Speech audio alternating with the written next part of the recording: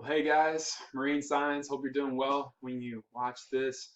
Miss seeing y'all. This is a crazy time we're going through. But today's video, I really just want to kind of overview and help you kind of recall the concept of cellular respiration. Like I was saying in the Zoom meeting the other day, the cellular respiration will come back in your college education somehow, some way. So I want to just briefly talk to you about that today in today's video. So why do you eat? If you go out for lunch, some of y'all might be tempted to grab the ribs, and others of you may be tempted to grab this green goddess salad. I don't even know what everything is on this. I know I see avocado, and maybe that's edamame, some radishes. Obviously, you have like the lettuce and the various herbs. I have no idea what those circular like things are. That's sad. I watch Food Network all the time. But anyways, nonetheless, why do you eat? Well, you might just say like for comfort, for taste, for pleasure. But biologically speaking, you eat to make ATP.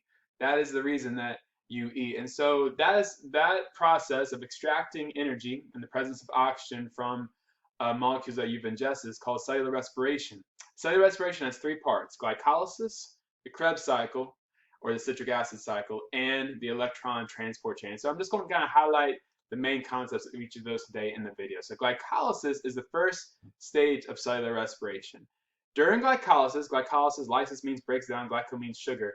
Glucose is broken down into two molecules of pyruvic acid. So you see glucose right here. There's glucose. And then you have to invest. I don't know if you've ever learned about investing, but in order to make money, you have to invest money. So there's the issue, right? If you don't have any money, how do you make money? Well, you have to go work, of course, but you have to. So there's an investment phase, but then there's a payout phase. And so you invest two, you get out four. So you've net gained 2 ATP. You've also gained these molecules, and hopefully this will jog your memory of these high energy electron carriers called NADH. We're going to talk about those a little bit more in a little bit. But both of these molecules, ATP and NADH, are produced in this process, glycolysis. Glycolysis is an anaerobic process. It is running, and it can run without oxygen. So that's very important. So when you're sprinting, that's why you can jog a lot longer than you can sprint. Because sprinting, you run out of oxygen, your muscle cells run out of oxygen pretty quickly. And so they switch pathways. They go from cellular respiration to lactic acid fermentation, which also produces lactic acid, which makes those muscles sore. Some science has debated that lately, but most of the people agree like that's what causes that buildup, causes you to be sore and stuff, and oxygen debt and all that. But glycolysis doesn't require oxygen to run.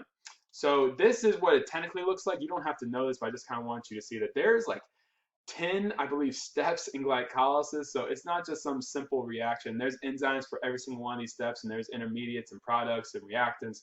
And so it's all very, very important. But you wind up with two molecules of pyruvate. Now, pyruvate undergoes a process that's it's called pyruvate oxidation. Remember, oil rig. Oxidation is loss, reduction is gain. So pyruvate undergoes this oxidation where you can see that it cleaves off a CO2. We form another NADH, which is very important. And then eventually you get acetyl-CoA. I do want you to know that what goes into the Krebs cycle is technically not pyruvate, it is acetyl-CoA. So what happens during the Krebs cycle? Well, the Krebs cycle, pyruvic acid is broken down into carbon dioxide. So what we're doing here, if you've ever burned like sugar or something, there's energy in it. But if you burn it, it's all like wasted. You're not harnessing any of that energy. So what we're doing in cellular respiration is we're going down in like a step-by-step process trying to extract as much energy as we can from a glucose molecule for our purposes.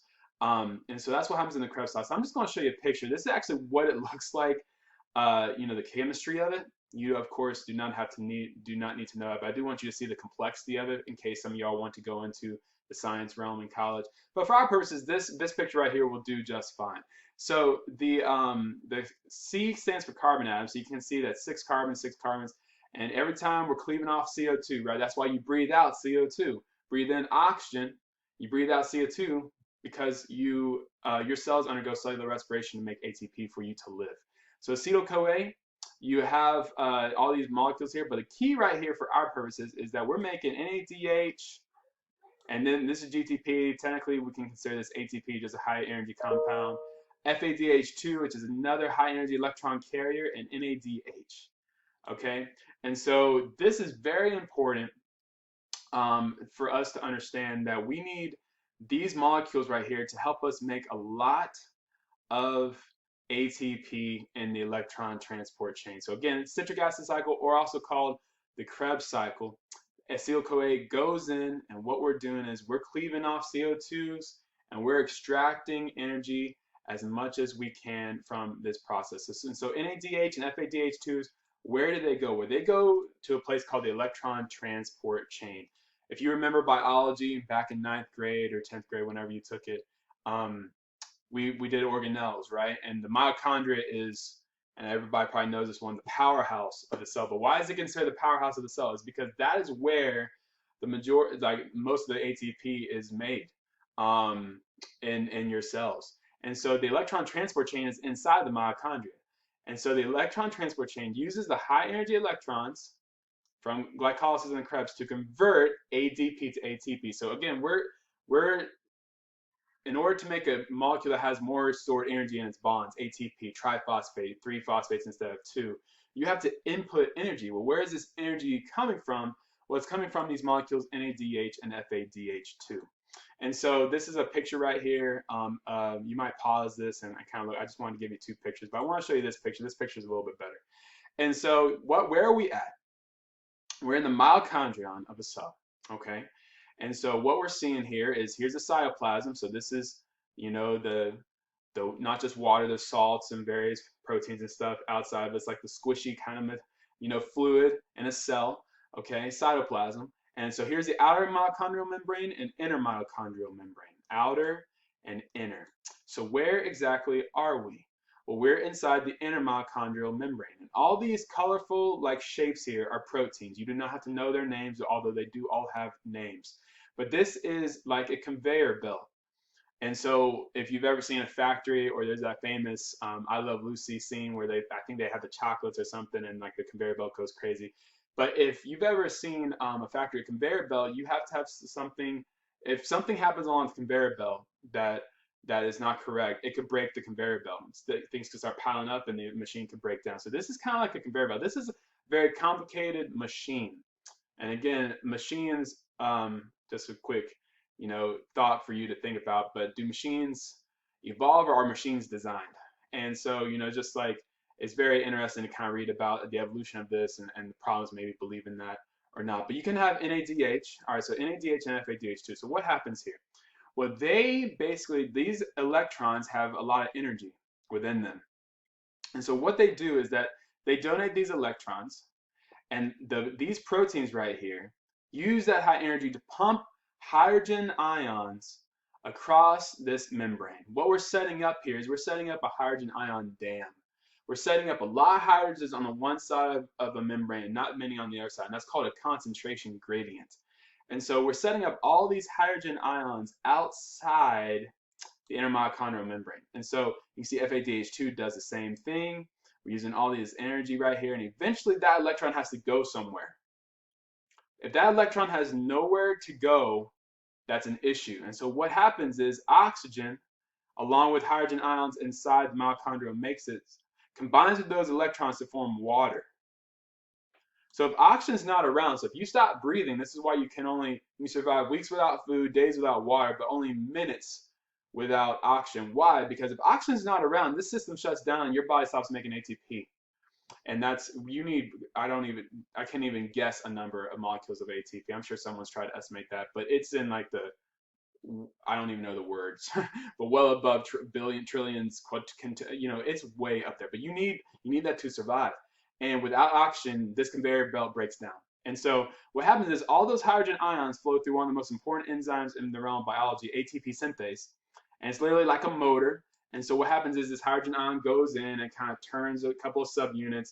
And basically the protein builds because it turns. Whenever there's a shape change, there's a function usually happening on the molecular scale. And so changes shape, does its function, which takes ADP and inorganic phosphate and combines them to that extremely important molecule called ATP. So that is the electron transport chain. So in general, how much ATP is made, and people debate about this. Certain textbooks have certain answers. There's a range because some of it's lost in various steps, but around 36, give or take, is how much we are able to make in this process. So here around 36, but again, that's debated, depending upon what textbooks you have. But glycolysis is roughly 2. Krebs cycles 2. And then electron transport chain, it says 32 here, but there's a range. But just know around 36 is where what we're banking from this process. And so the reason, but let's say you don't eat sugar, right? We were talking about glucose, which is sugar. Well, there's so many other pathways involved here that's way more complicated than what we're going to talk about in this video. But proteins can go in, lipids can go in. This is where a lot of the diets are based upon, like Atkins or various things where you cut out bread, you cut out all the sugar. Keto, I think, is another one, although keto kind of has a different sort of goal. But nonetheless, it's very similar. Like they go in to help you make energy instead of these carbohydrates. But if you've ever carb loaded before a football game or a racing event, you know that carbs can be used for really rapid energy. If you've ever eaten like a lot of pasta before like an endurance event, you're carb loading. And so, but nonetheless, I do want you to understand, we were talking about glucose going in, but there's many different pathways and entry points for proteins and lipids. And so just know that for the future. But anyways, I hope this video was helpful, guys. I hope you and your family are well. Pray continually, hope and trust in God. He's crazy about you. I'll talk to you later.